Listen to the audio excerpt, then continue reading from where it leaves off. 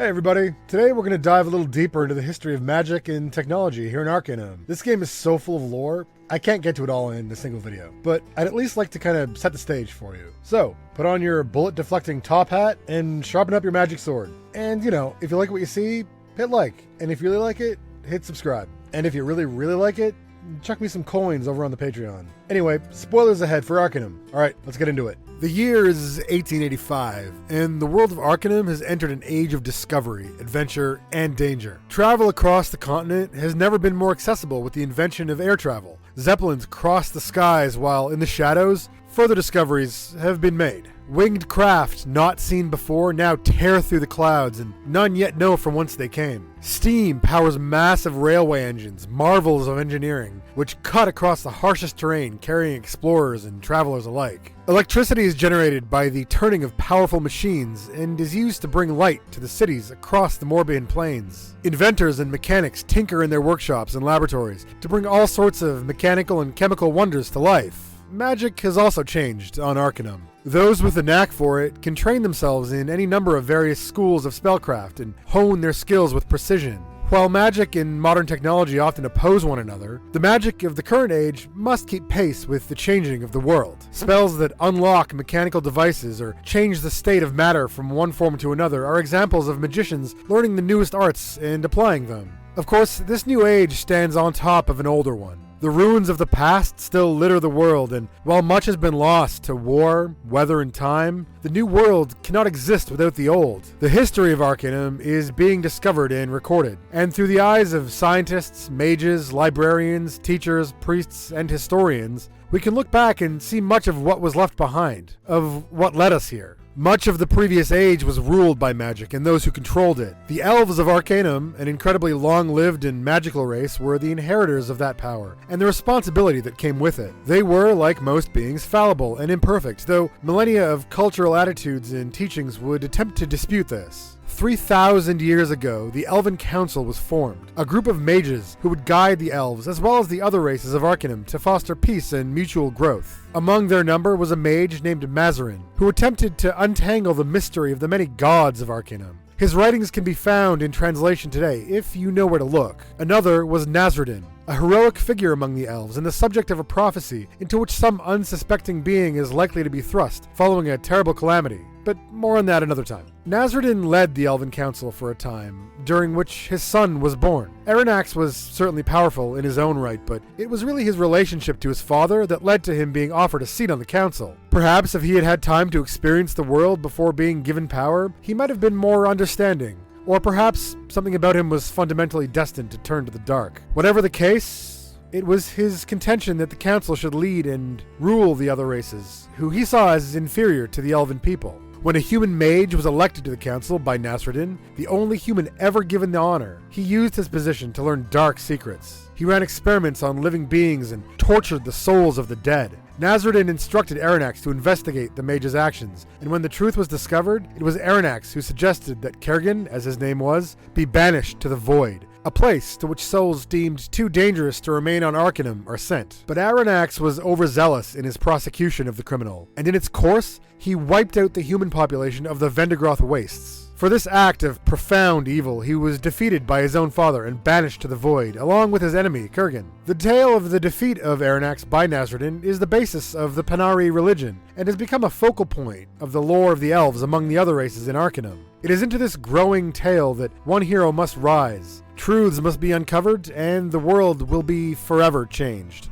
The year 1885 in Arcanum shares some remarkable similarities with the same year in our own world, not so much in character, but in spirit. Pioneering discoveries in the sciences were being made public from fields such as anatomy, medicine, chemistry, and physics. Brand new technological wonders were being developed and sold to the public. It was very much an age of discovery and novelty, a time of excitement when new horizons lay ahead. Arcanum had long been ruled by the forces of magic, and the forces of technology were newly rising to challenge this old order. Technological development is not new. It's been occurring since the first stick was sharpened and the first spear thrown, but never had its proliferation risen as an alternative to magical power in terms of its ability to shape civilizations. Until now, that is. Living beings have long struggled against the ever-present forces of the natural world, facing death, disaster, and doom around every corner. Magic gave those able to wield it a way to subvert those forces, to turn them back and overcome the challenges posed by the nature of existence. Technology, on the other hand, was different. Those unskilled in the magical arts learned to harness the power of nature and build devices that relied upon them to function. Thus, the two forces remain opposed. Technology, built on the foundation of the workings of the natural world, and magic, seeking to subvert those same workings. It is for this reason that magic and technology do not function together. They each counteract the fundamental workings upon which their opposite relies. It's for these reasons that Arcanum at this time is also a world at odds with itself, in which mages and scientists often work at cross purposes. Scientists regard magic as a fundamentally academic subject, while mages view the proliferation of new technology as a danger to their power. Not all the world is thusly divided, of course, and those who work together can foster peaceful relations between opposing forces, but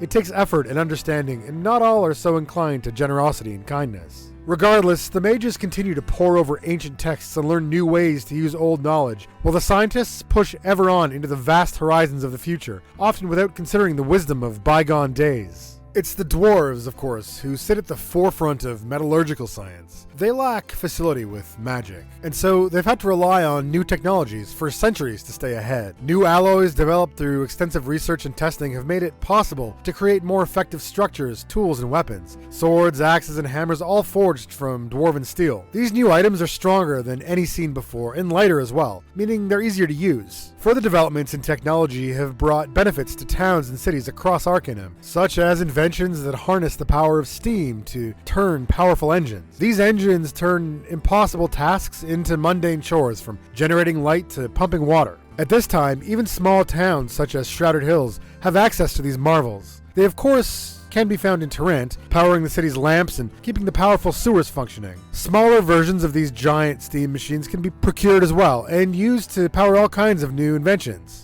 The technology has also made its way aboard ships, allowing faster travel across the sea, and of course, it's driven the boom in rail travel, which has revolutionized the way the people of Arcanum get around their world. New mechanical inventions have made it possible to keep time more accurately, though the gears, levers, and mechanisms developed for this purpose have found use in countless other areas of innovation. Combined with power generators and other devices, walking automatons can be constructed to aid their creators, often used to guard precious treasure or built to fight bandits. Chemists have also been hard at work, creating new elixirs that can cure the most serious injuries and illnesses. Combined with the innovations in the field of explosives and other unstable chemicals, weapons have been developed which outperform all those that came before them. Larger explosions, faster fire rates, and with new discoveries in optics, the ability to deliver lethal force more accurately at distances once thought impossible. And of course, it's not all doom and death. The most recent wonders of the age, as I mentioned earlier, are the advances in air travel, allowing the people of Arcanum to move from place to place in luxury and safety. Well, usually anyway. That is, of course, when it works.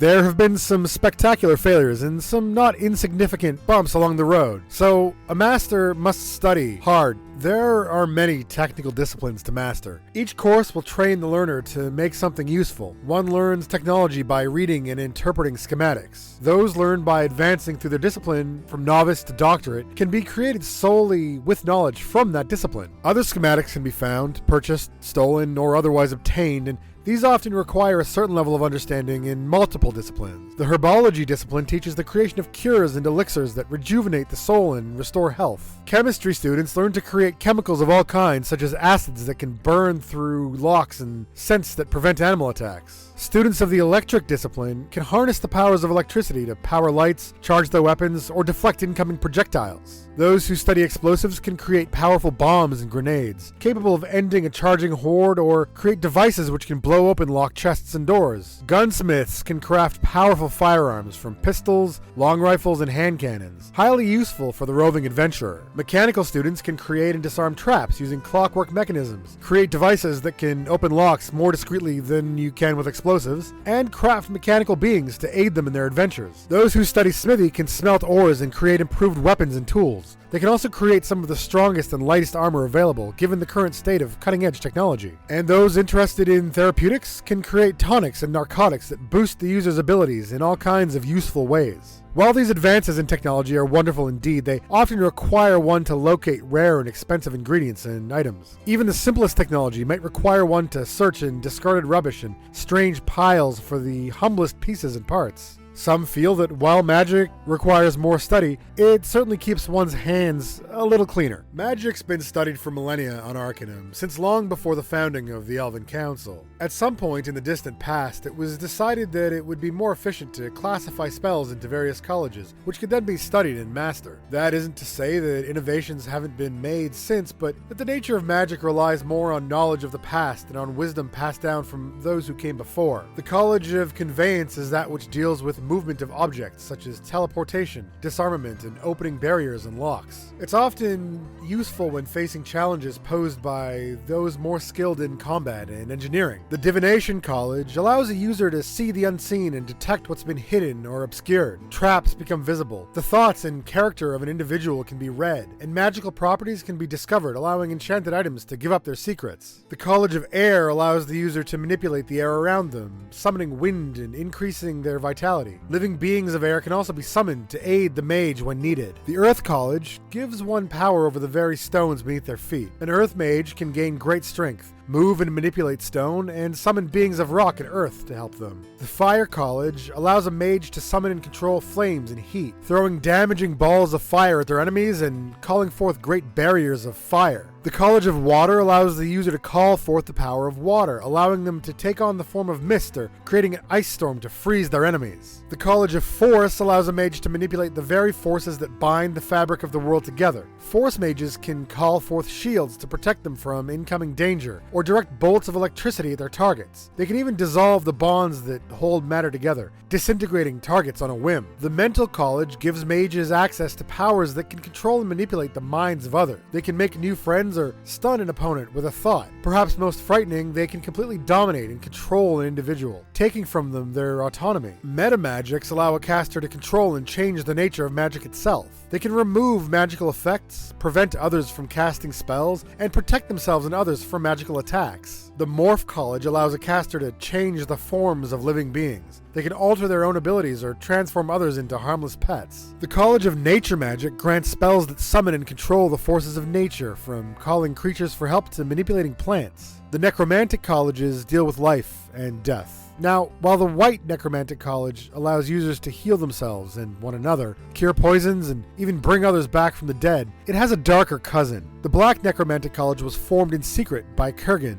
This act led eventually to the breaking of the Elven Council and the imprisonment of Aranax. This college grants control over the forces of death and spirits. One may even simply end the life of another with a thought. The Phantasm College is one of illusions, allowing the caster to manipulate light. Those who learn all that this college has to offer are able to turn themselves completely invisible. The Summoning College allows a mage to call forth strange creatures to serve them, from ogres, insects, and familiars, even demons. And the Temporal College allows an experienced mage to control time, preventing actions from happening, speeding movement, and putting enemies in a form of stasis. Magic on Arcanum works by subverting the world around its users. Those mages who are most skilled are able to transcend the limitations of time and space. Those who commit themselves to learning the ways of magic will have to study at least one school to mastery if they want to make the most of their skills. One can and should study several to achieve true potency. There are, of course, too many, sadly, for one mind to ever master them all, but one who could would put themselves beyond the boundaries of the mortal world. Magic can be cast by one who knows the spell. This is innate if one studied their chosen college, and it can be done at any time. No ingredients are required. However, casting spells weighs heavily on the stamina, reducing energy, and if overdone,